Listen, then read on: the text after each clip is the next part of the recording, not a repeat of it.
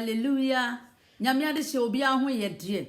Me di nyame edi me di nyame di mu chiacha obi a. Me nim se obi a ho ye. Me ne mo be kire ma asem bi kakra. Na me se me busa mo asem bi. Aho kire bire mu no. Eni eyi a bire mu no. Atiti bire mu no. Wo haw ni amane bire mu. Ja wo bire mu. Osu bire mu. Brabo bire mu no.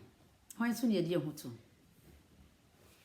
Odofo edru brebia ni pese mebusa wo ebre ni daso nyina asa na ni daso ni ho ma wo bio na wonim se wiase nyina gya wo even po asase a wote so yi obekasa asase nye so na wonam ewie bo a wonte enso to akra wonhunu wodo hu si fom sa akwa abonte kra wonim se wo she left and right eno wonhu hwan so na wodo hoto hwan hu ena wodo reshi hwan mu na wodo reshi odo fo me no wo cha asem bi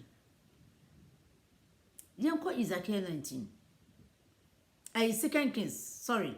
Yanko Second Kings 19. Yanka safa oni Ezekiel.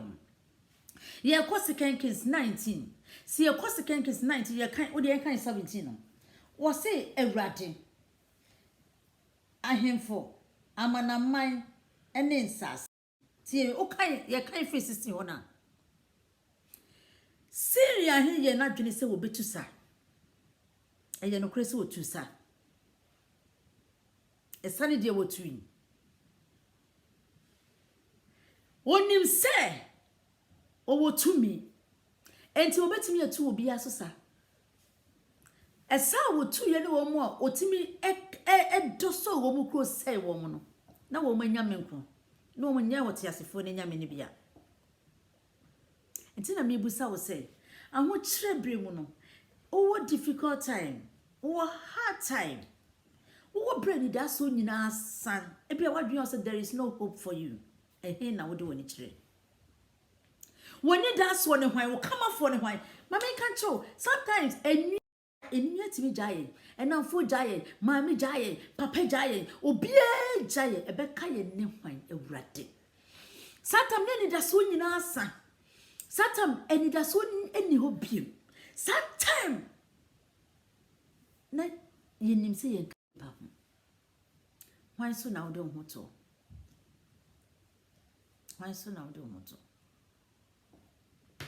me pese me ma wote ase se ohini Ezekiel nyankopɔ de ne ho adanse se sa ohini Ezekiel time no ahemfo na wo ho nyina no obia ni ho no ma fa nyame akwan so but awurade di ne ho adanse se ohini Ezekiel nko ade Ezekiel is fa wono awurade akwan so na wo ye de tire wo nyame anim enti oni nyame establish covenant emu edin ma nyame do Ezekiel na anya bibia na wo ye yo woni ma de wo ye obedi ne no age of 25 years ede ne besi ye ede no ye ma awurade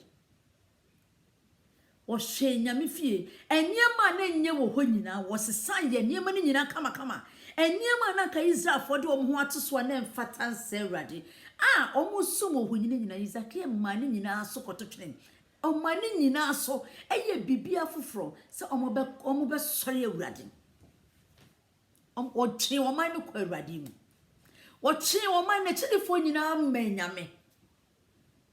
amenyame hu na koma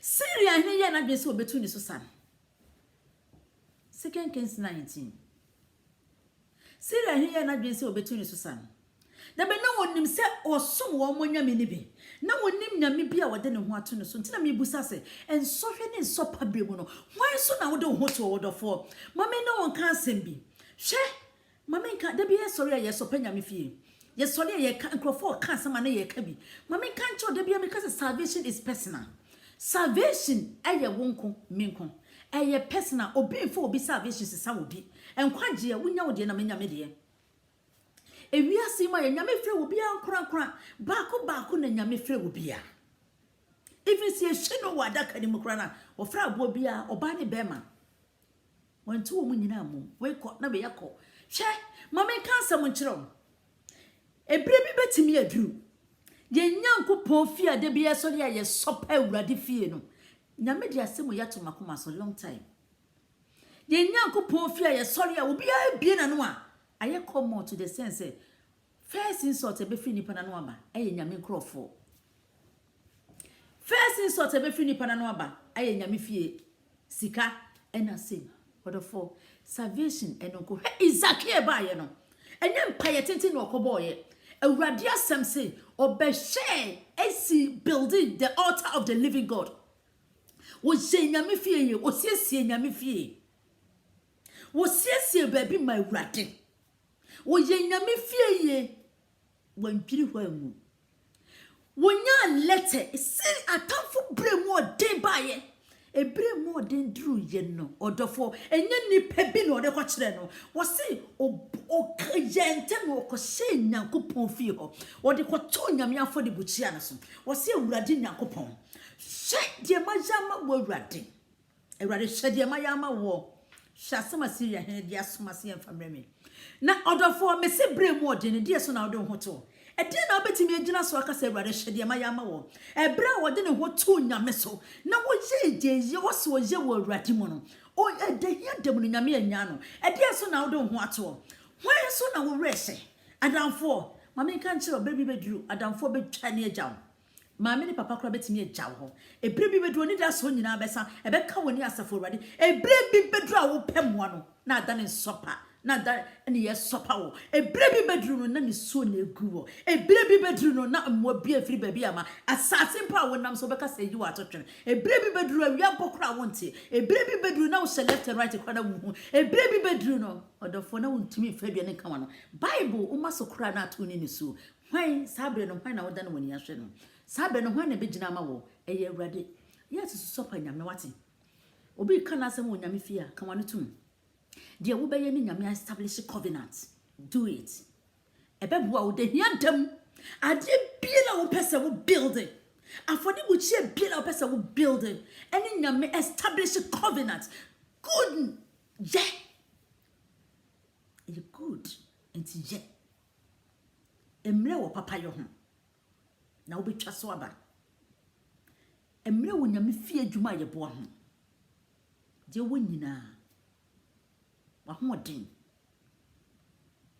endin krofan wachi Isakia senko bai na kofa ades na kwan so a ena ka wotie wo mo a wo satan awurade di ne ho adanse se Isakia is obi a medono because wo no nko na wo hina sa ebre ni mu no onante mi awurade nim ne nkwan na nyina la edi ko si bra ono awurade to ne safre no na wo nso e oye de tene wo mani so oye bibi me awurade wo se awurade hwede mayama wo awurade hwede mayama wo fie wo di pipa ne to afode buchia na so because of building bi me awurade de na wo ya ma nyame aka wo nya dem wa ho kire bi mu hwan na do ho to ne so o hope ni hwan o hope we to say oh my hope is in God true but de na nyame betimi agina so de aka yo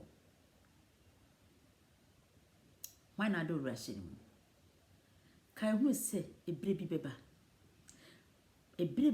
de bia meka Mrs. Salvation is personal enti wo ya ade ahwe ni enye ni panya na obetimi asopa nyame nkrofo enye nyame fie ensem nyina na obetimi abie wa no aka hweye na se nipa ko ni nyame wa pama woni nyame na enya be careful for your inso wasema a free wa no muba yenye very careful for our words coming out from our mouth.